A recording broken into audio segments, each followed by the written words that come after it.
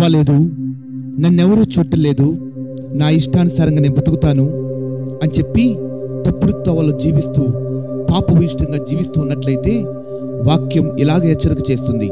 సంఖ్యాకాండం 32వ అధ్యాయము 23వ వచన భాగం. యెహోవా దృష్టికి పాపం చేసిన వారగుతారు, కాబట్టి మీ పాపం మిమ్మును పట్టుకుంటుంది అని చెప్పి ప్రభువైన యేసుక్రీస్తుని విచారణ చేస్తున్న సమయంలో పిలాతు భార్య ఎలా హెచ్చరించింది, ఆ నీతిమంతుని జోలికి వెళ్ళొద్దు అని చెప్పి. పిలాతు కూడా ఈయన నీతిమంతుడు, ఆయనలో నాకు ఏ దోషమూ కనబడలేదు, నేను ఆయన్ని విడిచిపెట్టేస్తాను అన్నాడు. అందుకు ప్రజలు ఇలా కేకలు వేశారు, వాని రక్తము మా మీదను మా పిల్లల మీదను ఉండును గాక అని పలికారు. మత్తయి సువార్త 27వ అధ్యాయము 24వ లేఖన భాగం.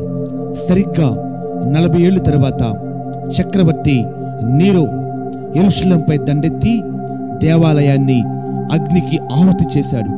నిర్దాక్షిణ్యంగా లక్షల మందిని చంపాడు. చరిత్ర గమనించినట్లయితే సుమారుగా 11 లక్షల మంది యూదుల్ని నిర్దాక్షిణ్యంగా కనికరం లేకుండా వధించాడు. వేలాది మంది ఆకలి చావులు చచ్చారు. అంత మాత్రమే కాదు, సుమారు 97,000 మందిని బానిసలుగా కొనుపోబడ్డారు కూడా. అట్టి భయానకమైన పరిస్థితుల్లో వారిలో అనేక మంది వృద్ధులు ఇదే వచనాన్ని జ్ఞాపకం చేసుకున్నారట. అయ్యో, ఆ రాజు ఆ నిర్దాక్షిణ్యంగా యేసుక్రీస్తుని సిలువకు అప్పగించినప్పుడు నోరారా మనకి మనమే శపించుకున్నాం. ఏమని?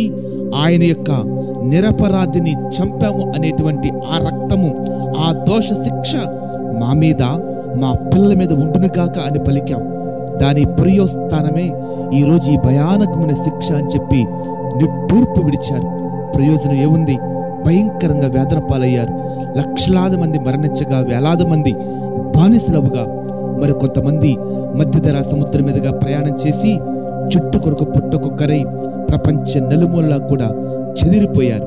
కనుక ఈ రోజున మీ జీవితాలలో చేసిన పాపం విడిచిపెడుతుంది నా ఇష్టం అని అనుకోకుండా అది ఏదో ఒక రోజున ఫలించక మాననే మానదు. నీ పాపం నిన్ను పట్టుకొనును. 40 ఏళ్ల క్రితం చేసిన పాపం వారిని, వారి పిల్లల్ని చుట్టింది. అయితే ఒక్క శుభవార్త ఏంటంటే, మనిషి చేసిన ప్రతి పాపానికి క్షమాపణ ఉంది. అది ప్రభువైన యేసుక్రీస్తు రక్తంలోనే. అందుకే 1 యోహాను సువార్త పత్రిక 1వ అధ్యాయం 9వ వచనం ఇలా చెప్తుంది, మన పాపములను మనం ఒప్పుకొనిన ఎడల ఆయన నమ్మతగిన వాడు, నీతిమంతుడు కనుక ఆయన మన పాపములు క్షమించి సమస్త దుర్నీతి నుండి మనలను పవిత్రులుగా చేయును. మన శాపాన్ని తొలగించి కీడు నుండి విడుదల కలగచేసి మనల్ని పవిత్రపరిచే సిలువ రక్తం ఇంకా సజీవంగా ఉంది. నీ ప్రతి పాపం నుంచి విడుదల పొందుదువు గాక. ఆమేన్.